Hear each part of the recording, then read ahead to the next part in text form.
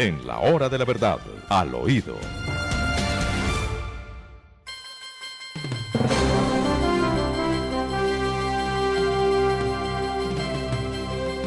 Bueno, empecemos por comentarles a nuestros oyentes al oído que mañana jueves en la tarde tendremos la tarde en la hora de la verdad. Y, Sí, con un personaje importantísimo, con un personaje central en la vida del país, con una mujer excepcional, valerosa, firme en sus convicciones, clara en sus ideas. Paola Holguín estará con nosotros en la media hora final de la tarde en la hora de la verdad. Y le preguntaremos, ¿qué haría ella como presidente de la República? ¿Y cómo va a adelantar su campaña? ¿Y cómo va a plantearle a los colombianos unas ideas centrales alrededor de las cuales gire su programa de gobierno? Paola Holguín estará con nosotros en la hora de la verdad, mañana en la tarde, en la hora de la verdad, a partir de las 6 de la tarde por YouTube y por Facebook. Los esperamos. Temas, pero imagínense, por Dios, en estos momentos críticos para la vida del mundo, cuántos temas nos asaltan, nos embisten, nos persiguen.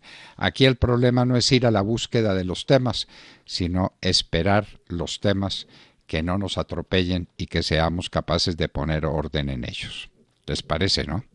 pues doctor Fernando, los temas son todos en un momento tan complejo para la nación, pero al mismo tiempo en la necesidad, doctor Fernando, de un mensaje esperanzador como el que usted nos acaba de entregar en su editorial, sin lugar a duda. Aquí hay que unirnos todos en una sola causa, que es defender la vida de cada uno, porque pues aunque suene frase de cajón es la verdad, el coronavirus no distingue ni estrato social, ni color de piel, ni creencia eh, de las personas, y mucho menos partido político. Simplemente se carga al que sea, al que se Que no descuide. nos quede el remordimiento de conciencia de haber sido un estorbo en un proceso salvador para el país. Que no nos quede ese remordimiento. Entonces, digámosle al gobierno, aquí estamos. ¿Qué podemos hacer por ayudar? ¿En qué podemos contribuir a crear una conciencia suficiente para que esto funcione? Porque de lo que se trata es de que funcione. Las cosas no vienen bien, es cierto, estamos atascados de coronavirus en todas las ciudades del país. ¿O cuáles son las ciudades? Bueno, las de la costa están un poquito mejor ahora, ¿no? Pues sí, Pero pero doctor Fernando, igual, aunque haya algunos lugares del país que estén mejor, hay otros que están empeorando, ¿no? Y tenemos el grave problema de la necesidad del traslado de personas del centro del país ahora a la costa. Pero ¿cuánto cuesta eso? ¿Quiénes tienen capacidad de pago en una situación muy económica que pocos, muy también es muy pocos, difícil? Y muy ya pensar pocos. en que se nos muere un familiar porque no tenemos el medio económico para poderlo trasladar y buscar una UCI en alguna parte de Colombia ya es bastante grave, bastante trágico. Y seguimos viendo la indisciplina de la gente. Hay personas que no han entendido, doctor Fernando, la gravedad de esos casi 400 muertos diarios que llevamos desde que estamos en enero prácticamente. Claro. 400 muertos diarios, multiplíquelos por 30 que días que tiene el mes. Entonces, estamos hablando de ¿cuántos muertos por mes? 400 por 30, 3 por 4, 12. 12.000 muertos al día, al mes. Eso es una cosa sencillamente dramática. Dramática. Claro, claro, doctor Fernando, Y es lo que pero estamos viviendo. Esto no es un cuento, ni es una posibilidad, ni que podríamos llegar allá. No, es que estamos instalados en 400 muertos diarios. 400. eso es una realidad que la gente no puede dejar pasar por alto, doctor Fernando. Y los que están enterados, los que leen, los que escuchan noticias, los que están pendientes de la realidad del país y del mundo, tienen la obligación de llevar este mensaje también a los demás que no lo quieren hacer, que no les gustan las noticias porque se estresan, porque se aburren, porque no quieren conocer la realidad. Hombre, lleven la noticia y cuéntenles que va a haber vacunación, cuéntenles que hay que prepararse para ello, cuéntenles que según el cronograma, por lo menos a partir de la primera semana de febrero veremos el primer desembarco de vacunas en Colombia, que serían algo más de 800.000 para las primeras fases de vacunación. Cuéntenles para que estén pendientes, pero también para que se cuiden. No es momento de bajar la guardia. Muchos dirán, bueno, ya viene la vacuna, entonces, pues bueno, relajémonos un poco porque a fin de cuentas ya casi nos vacunan. Ojo con eso. Esto es por fases. Y probablemente si usted no pertenece, no es personal médico, no es población vulnerable, será de los últimos en ser vacunado. Así que cuídese. Cuídese. Nos tenemos que cuidar todos, inclusive los ya vacunados. Los ya vacunados. Entiéndalo. La vacuna trae inmunidad, pero no es una inmunidad garantizada del 100%. Usted tiene que seguir usando tapabocas. Usted tiene que seguir siendo medido en sus salidas, en sus reuniones, a pesar de que esté vacunado. Esos son mensajes que hay que dar. Vamos a esperar. Usted tiene unos datos que son los datos que traíamos. Pero el presidente Duque dijo que a finales de esta semana o a comienzos de la semana entrante, es decir, ya en el mes de febrero, precisará cuándo llegan las vacunas y cuántas serán y cuántas se van a empezar a aplicar y en dónde y a quién. Pues, doctor Fernando, tenemos la esperanza y yo creo que esto es un tema tan grave y tan serio que no da lugar a malos entendidos, ¿no? No da lugar a malos entendidos. Se ha dicho que primera semana de febrero, estamos hablando de dentro de el lunes, ¿no? Martes. Ahí tendremos ya noticias probablemente de la llegada del primer bloque de vacunas. Pero además, esto se le ha anunciado al Consejo Gremial en la reunión que hubo ayer en horas de la tarde, de la que yo di cuenta esta mañana en mi noticia, donde les explicaba a la audiencia, a ustedes, doctor Fernando, cómo sería la llegada de esas vacunas, siendo una de esas primeras llegadas de vacunación o de vacunas en el país, las vacunas que usted lo ha dicho bien, tienen algunos inconvenientes en Europa, como es el caso de Pfizer, que arribará en el mes de febrero para Colombia. Pero mire, estuve revisando qué es lo que ha pasado con la vacunación en Europa y con las farmacéuticas. ¿Qué pasó con Pfizer exactamente? Y lo que ha ocurrido con Pfizer es que de esas 300 millones de vacunas que se ha solicitado por parte de la Unión Europea, hay problemas en la producción para poder cumplir con semejante cantidad de vacunas. Por lo pronto van a llegar vacunas, pero no en esas cantidades que se han propuesto. ¿Usted vio las últimas compritas de vacunas que hizo el presidente Biden, que hicieron los Estados Unidos? No, señor. Bueno, la última comprita es de 1 millón de vacunas a Pfizer y 1 millón de vacunas a AstraZeneca. Bueno, lo que también vi, y es que me llamaba mucho la atención, doctor Fernando, esta mañana revisando los reportes de prensa, era esa advertencia que hacía la OMS respecto del posible, digo yo posible porque no es un hecho, fracaso en la distribución de vacunas en el mundo. Y me llamaba la atención ver que las cifras no son tan halagadoras respecto a la cantidad de vacunas que hay en manos de los países. Vea usted, por ejemplo, esto. La OMS explica que se han distribuido alrededor de 39 millones de dosis de vacuna anti-COVID en 49 países, que son los más ricos, en comparación con tan solo 25 millones de dosis en naciones pobres, en algunas de las naciones. Realmente es muy poca la cantidad de vacunas que hay distribuidas en estos momentos en el mundo. Perdóneme, Demar, es que cometí una barbaridad. Dije que Biden estaba comprando 1 millón de vacunas. No, perdóneme, 100 millones de vacunas. 100 millones de vacunas a Pfizer y 100 millones de vacunas a AstraZeneca. ¿Correcto? No es 1 millón, son 100 millones de vacunas. Bueno, eso es una cosa. Bueno. 100 millones de vacunas para, un país que no es pequeño, ¿no? Lo que quiera. Es 6 veces Colombia, pero eso sería que Colombia estuviera comprando a 15 millones de vacunas a un proveedor y 15 millones de vacunas a otro. Bueno, sí, y sobre eso no sabemos, eso se ha manejado con reserva. Digamos que está bien. Que está bien, y entonces era con reserva. Los demás países del mundo no tienen reserva y cuentan, y el uno cuenta cuántas compró y el otro cuántas está esperando y el otro se pelea con la empresa proveedora porque no se las manda a tiempo y no tienen reserva. La reserva es en Colombia, pero está bien. Se ha ido levantando esa reserva y vea que ya tenemos algunos datos de cuántas vacunas, de qué tipo y cuándo. Eso ya se va sabiendo. Eso se va a saber a finales de esta semana o comienzos del entrante.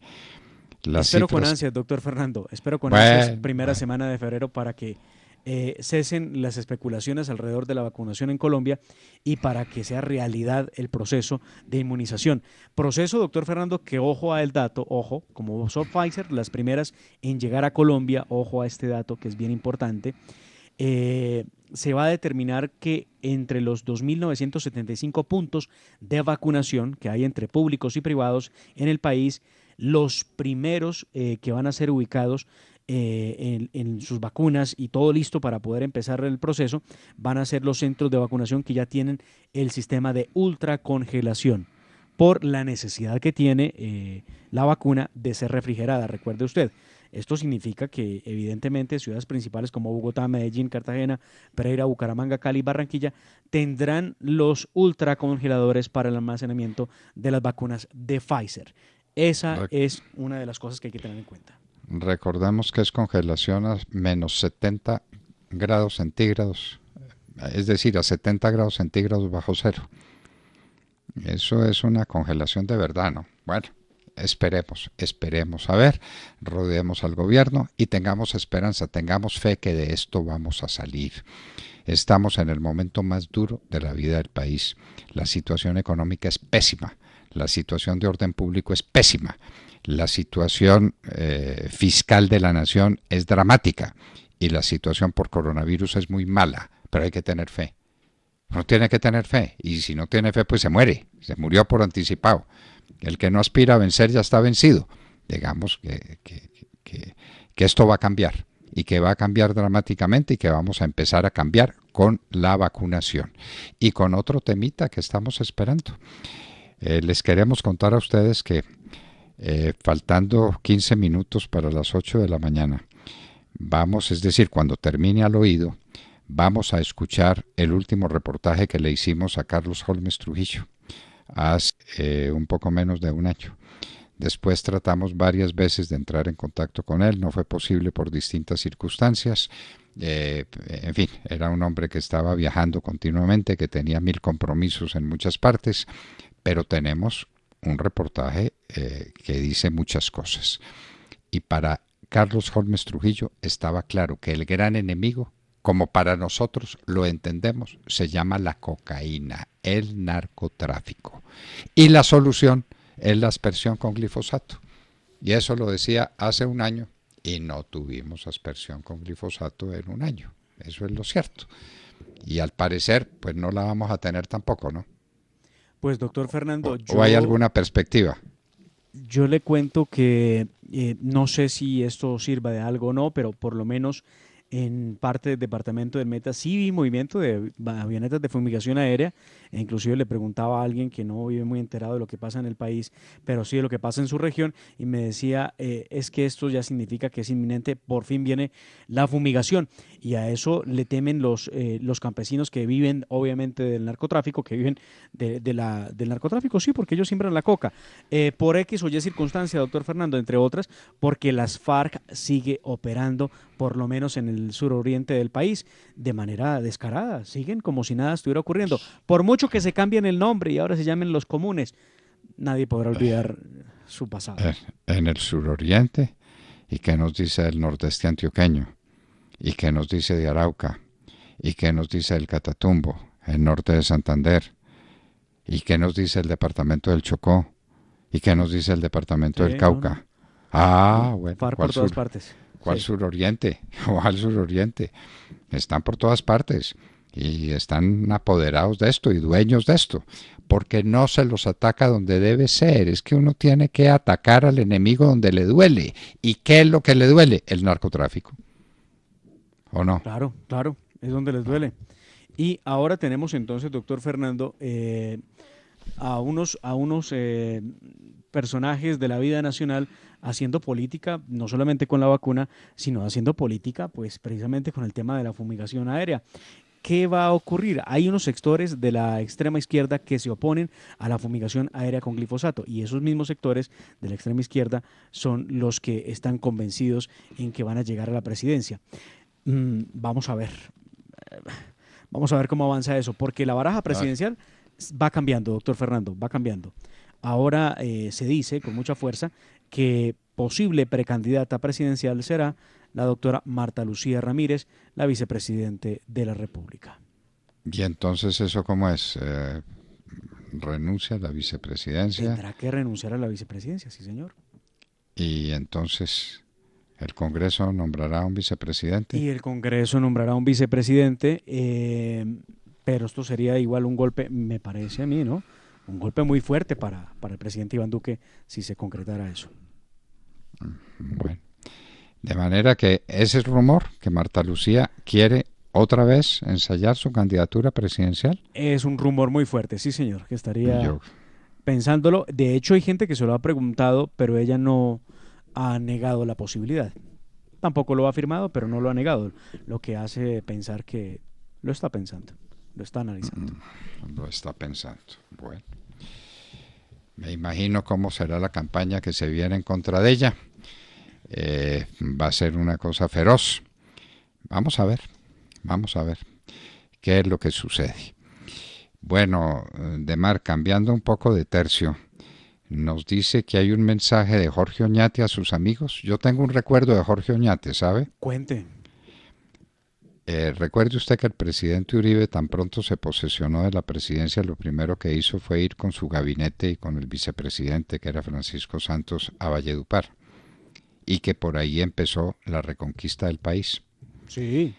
Yo me bajé del avión en Valledupar, era, recuerde, ministro del Interior y de Justicia, el ministro más antiguo porque yo me había eh, posesionado antes que todos los ministros para poder presentar el proyecto de referéndum, que fue el primer proyecto que se le presentó a la consideración del Congreso. Bueno, pero yo llegué, aterrizo, y un hombre pues que reconocí inmediatamente, era Jorge Oñate, a saludarme, cordial, querido, gentil y amable. Yo no lo había visto en mi vida sino por la televisión y no sabía otra cosa sino que era un gran cantante vallenato. Está muy afectado por el coronavirus. ¿Qué le dijo a sus amigos de Mar? Pues doctor Fernando, este es un mensaje que se ha hecho viral. Recuerde usted que el maestro Jorge Oñate está padeciendo el COVID-19 y en esa lucha que tiene por su vida en una clínica, él envió un mensaje, bueno, le respondió a un mensaje que le envió su amigo Juan Alberto El Cacha Acosta, en el que le pide que se cuide. Y entre otras cosas le dice, aquí es que estamos viviendo la verdad de la vida. No vale plata ni poder. Es lo que le advierte en ese mensaje al Cacha. De verdad, doctor Fernando, es un mensaje muy bello. Me parece que valdría la pena que lo escuchemos. Esto nos debe llamar a la reflexión, pero también nos debe llamar a la esperanza. No sé si ya lo tenemos listo, producción, y lo ponemos ya mismo. Listo, vamos con él. Cacha, te habla Jorge Oñate. Cacha, hermano, gracias por tus palabras, por tus escritos. Realmente, cuídate, hermano, cuídate. Tenemos que cuidarnos, Cacha, con este problema que hay de esta pandemia. Aquí creo que en este momento tan grave que estamos, delicado, debes hacer tus cachositas también en este momento. Es lo mejor, Cacha. Y pegados de Dios, Cacha, hay que pegarse de Dios, hay que pegarse de Dios. Hermano, cuídese con su familia y los que estén alrededor. No esté saliendo mucho, manito, no esté saliendo mucho, Cacha. De la mano con Dios, de la mano con Dios. Y no deje llegar muchas visitas a su casa, manito. Te aprecio mucho, Cacha. Ya pronto que pase esto nos vemos. Nos vemos, vamos a hacer algo después que pase esto. Sí, aquí es donde estamos viviendo la verdad de la vida, Cacha. La verdad de la vida lo estamos viviendo aquí. Aquí no vale plata, ni poder, ni alto, ni bajito, ni negro, ni blanco. Así que esta es la verdad de la vida. El único que va a arreglar esto es Dios. Dios, Cacha. Bendiciones, Cacha, bendiciones. Muchas bendiciones. Hermoso Hermoso, mensaje. hermoso, conmovedor mensaje, ¿no? Conmovedor mensaje de un hombre a las puertas de la muerte. Digámoslo con toda franqueza y con toda rudeza. Tiene altura de alma, altura de espíritu, serenidad para decir, solo Dios podrá arreglar esto. De las manos de Dios, con Dios, cachas, con Dios. Esa es nuestra invitación, con Dios. Esa es la fe que no podemos perder. Dios nos va a ayudar, Dios nos va a tener de su mano y va a inspirar a los hombres que tienen responsabilidades en este tema para que cumplan su tarea como la deben cumplir. Conmovedor mensaje. Vale la pena, doctor Fernando, sí. De verdad que en estos momentos pegarse de Dios, doctor Fernando, escuchar una misa, pedirle a Dios que nos proteja a nosotros, a todos, a la Rezar familia, el rosario. a los amigos. Rezar el rosario. Yo los invito a rezar el rosario. Y les confieso que aquí rezamos el rosario, en esta casa rezamos el rosario todos los días. Todos los días. La Virgen Madre va a ser nuestra intercesora para que podamos salir de esta tragedia y para que volvamos a vivir en un país próspero y en un país en paz. Y en un mundo que sea un mundo viable. Porque lo que está pasando es que el mundo se desquició, todo completo. ¿Cuál es la parte del mundo que está bien? No, ninguna, Bueno. doctor Fernando. Vea, tenemos noticias de un gran amigo que me reservo su nombre, pero que siempre nos escucha, que pues precisamente por cuenta de la pandemia y del encierro ha tenido graves problemas de salud, graves afectaciones nerviosas de salud.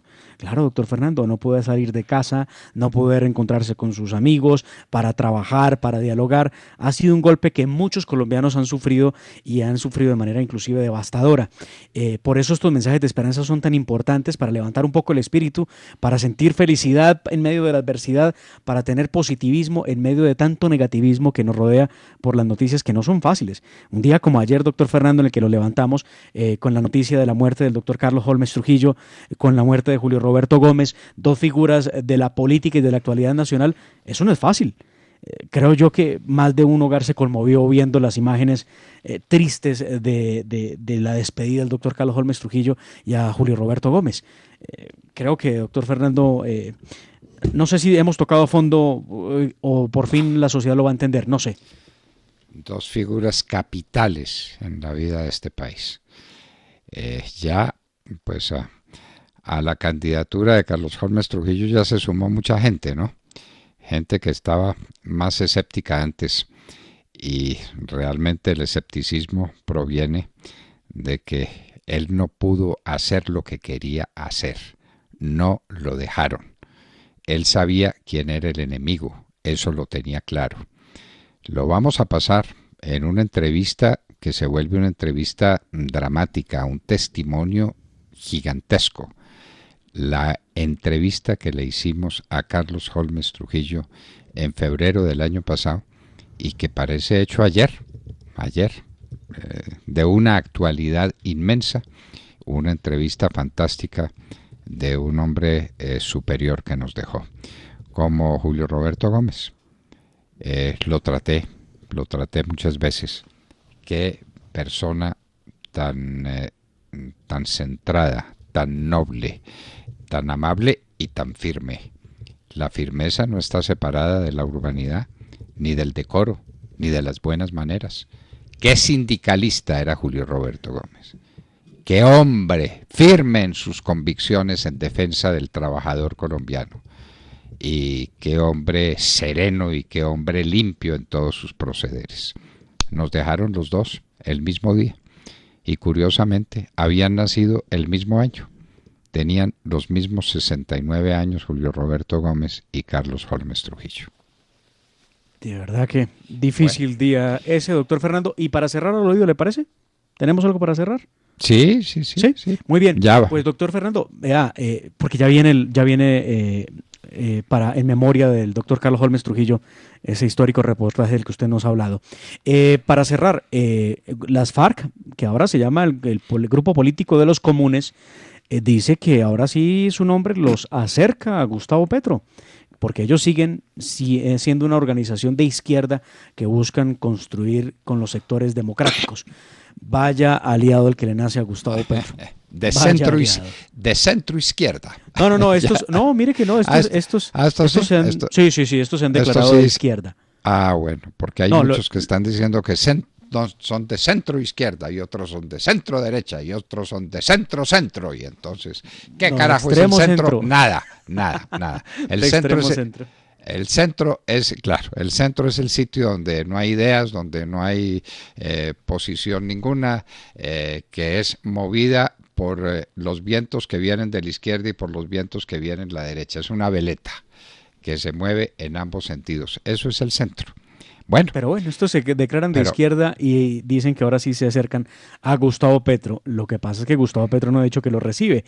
Pero bueno, Dios los hace y ellos se juntan.